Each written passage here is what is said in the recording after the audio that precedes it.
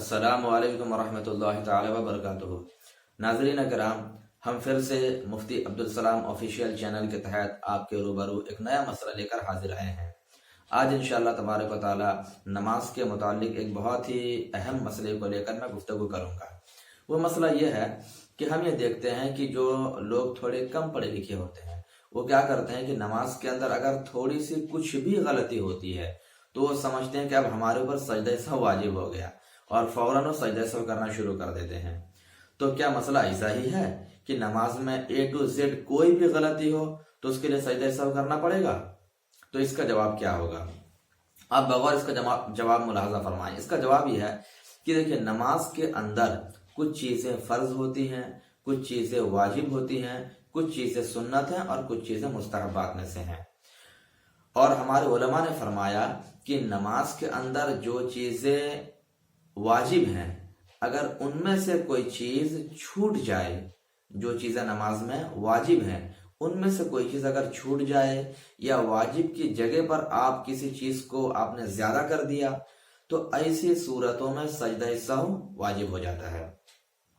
फर्ज अगर छूटे नमाज में तो उसकी तलाफी नहीं हो सकती। अगर फर्ज छूट जाए तो नमाज होगी ही नहीं, फिर से पढ़ना पड़ेगा।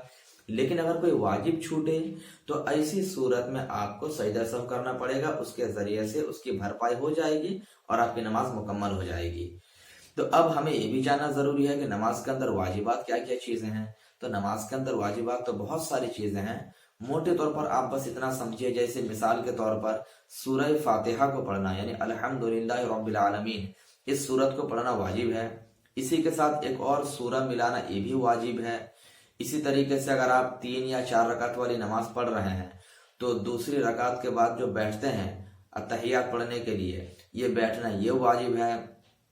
इसी तरीके से नमाज के अंदर लास्ट में अत्तहियात जो पढ़ते हैं, अगर 3 रकात वाली नमाज है तो आखिरी बैठक यानी तीसरी रकात में, 4 रकात वाली नमाज है तो चौथी रकात में जो अत्तहियात पढ़ते हैं, अत्तहियात का एक एक लफ्ज वाजिब है।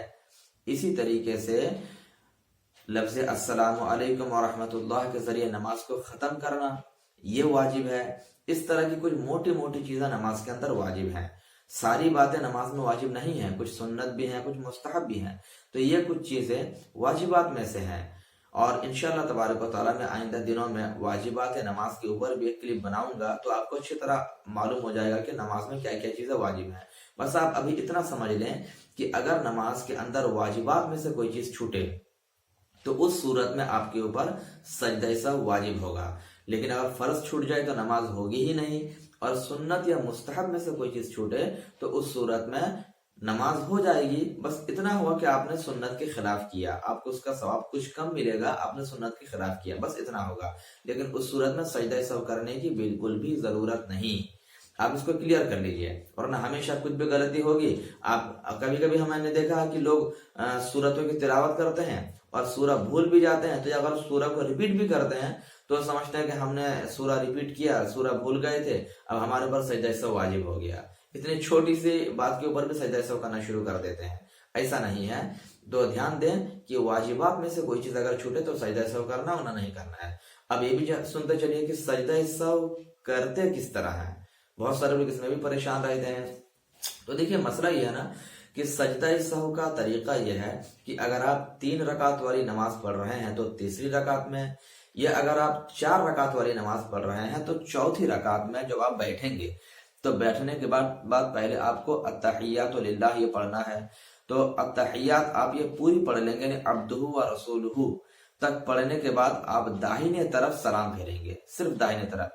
यानी आप यूं कहेंगे अस्सलामु अलैकुम व रहमतुल्लाह, सिर्फ एक तरफ दाहिने तरफ सलाम फेरेंगे। और सलाम फेरने के बाद फिर आप 2 सजदे करेंगे।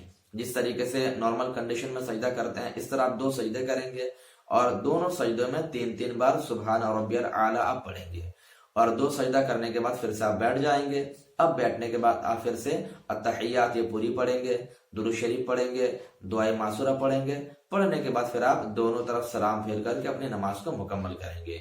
यही इसका हुक्म है। इस तरीके से सजदा सहव किया जाता है। सजदा सहव का मतलब होता है गलती वाला सजदा, यानी नमाज के अंदर अनजाने में जो वाजिब तर्क हो गई, छूट गई, نماز میں کوتاہی جو کمی پیدا ہو گئی اس کمی کو دور کرنے کے لیے یہ سجدہ سہو کیا جاتا ہے۔